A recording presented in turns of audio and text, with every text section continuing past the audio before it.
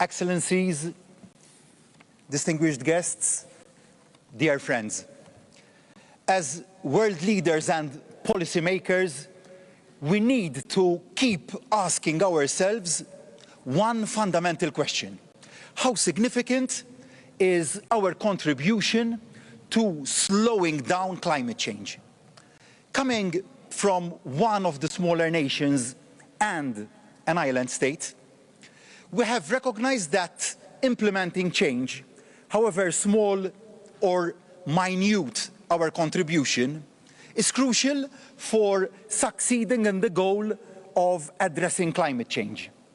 A reduction in the concentration of carbon in our atmosphere and the lowering of global temperatures require two things: commitment and ambition.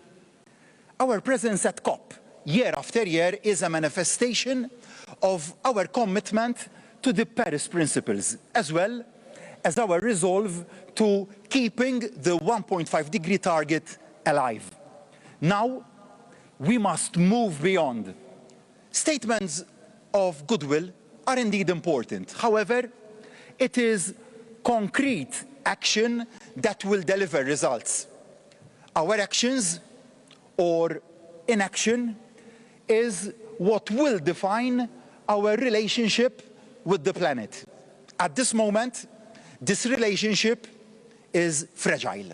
So much so, I dare say, that this climate crisis is indeed a threat to our global security. Countries all over the world are being battered by climatic extremes, from rising sea levels to devastating storms, from drought to floods, from excessive heat to water scarcity. It is also no secret that smaller states, especially islands like my country, Malta, and other vulnerable countries, are paying the higher price, even though we are the ones that have least contributed to the release of carbon through the combustion of fossil fuels over the years. So, going forward, the future that we want to create should be based on the equality of nations, without any distinction. If we want to aim for success in mitigating climate change, we must recognize the differentiated impact it has, especially upon the most vulnerable. Having said all this, however, it is also true that our small size can be used to our advantage.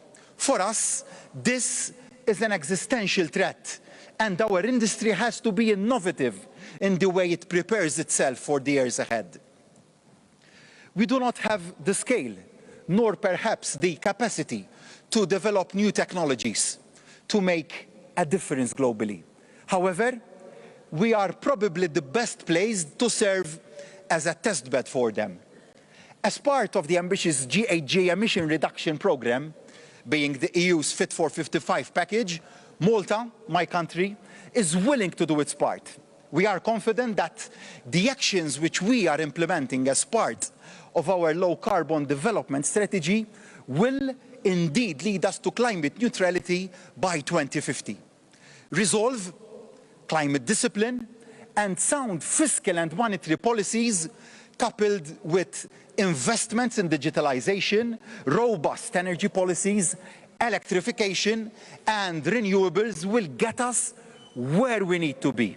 Simultaneously, we also recognize that we need to help others, and we are doing this through action in the following ways. Firstly, by supporting countries experiencing climate-related disasters. By way of example, last week the Maltese government sent substantial medical assistance to Pakistan following the devastating floods. Secondly, through assistance for others in their path towards decarbonization. Last year, in Glasgow, I had announced the Island for Islands initiative, expressing Malta's willingness to provide assistance to small island developing states, with whom we share common climate predicaments.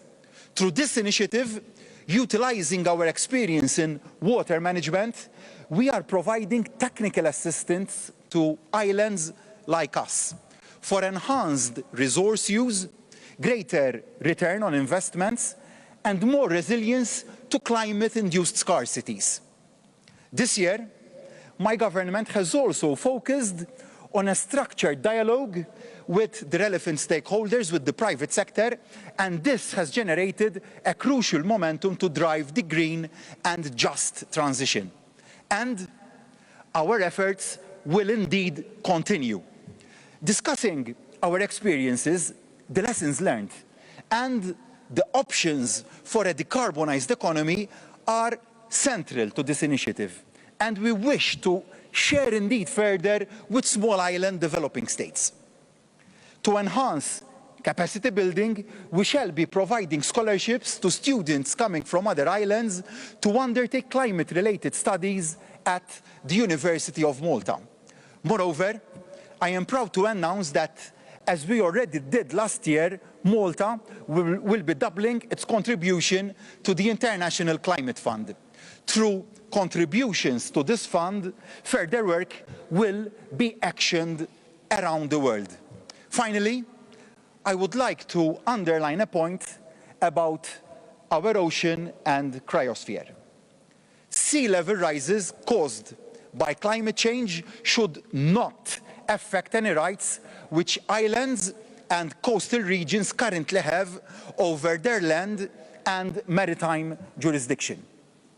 Dear friends, allow me to reiterate the appeal conveyed by many colleagues, leaders, changemakers, and youths. Let us lead our generation's revolution like our forefathers did before us. The Green Revolution will lead to great benefits: affordable clean energy, healthy air, and enough food for all. Let us be ambitious. Let us be committed.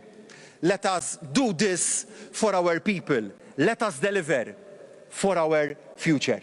Thank you.